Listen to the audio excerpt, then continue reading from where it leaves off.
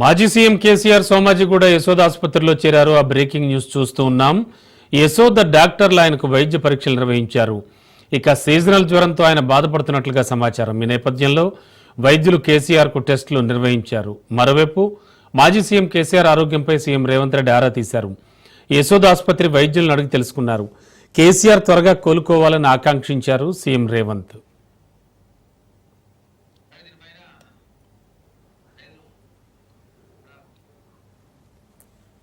Yes, right of position ఏంటి వివరించడానికి మా కరెస్పాండెంట్ సైదులు సిద్ధంగా ఉన్నారు. సైదులు, ఆల్రెడీ నిన్న చిన్నపాటి టెస్టులు అంటూ వెళ్ళారు హాస్పిటల్కి. అయితే హాస్పిటల్లో జాయిన్ అయ్యారా? ఆ తర్వాత పరిస్థితి ఏమిటి? వైద్యులు ఏం చెప్తున్నారు యాక్చువల్లీ?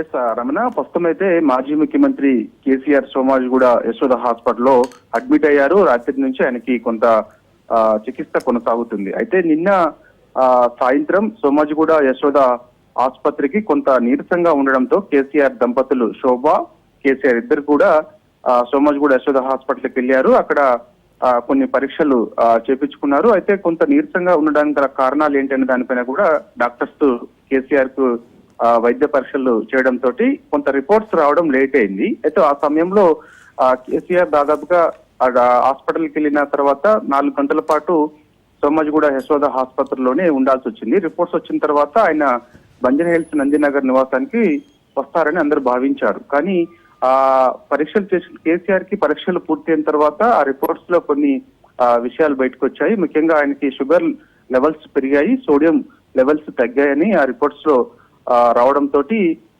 తప్పని పరిస్థితుల్లో కేసీఆర్ యశోద హాస్పిటల్లోని ఉండాల్సిన అవసరం వచ్చింది.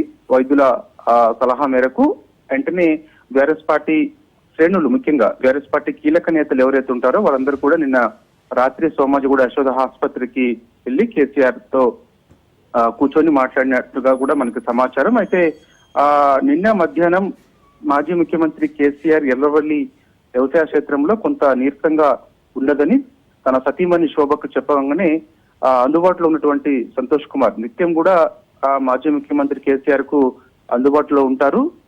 మాజీ ఎంపీ సంతోష్ కుమార్ ఉటావుటిన వెంటనే ఎర్రవల్లి వ్యవసాయ క్షేత్రం నుంచి హైదరాబాద్ కు బయలుదేరి వచ్చారు. వచ్చిన తర్వాత నేరుగా సోమాజిగూడ యశోద హాస్పిటల్ కి వెళ్ళిన తర్వాత అక్కడ డాక్టర్స్ కొన్ని టెస్టులు చేశారు. టెస్టులు చేసిన తర్వాత అందులో రిపోర్ట్స్ లో భాగంగా ఓన్లీ షుగర్ లెవెల్స్ పెరిగాయి కాబట్టి దాని కంట్రోల్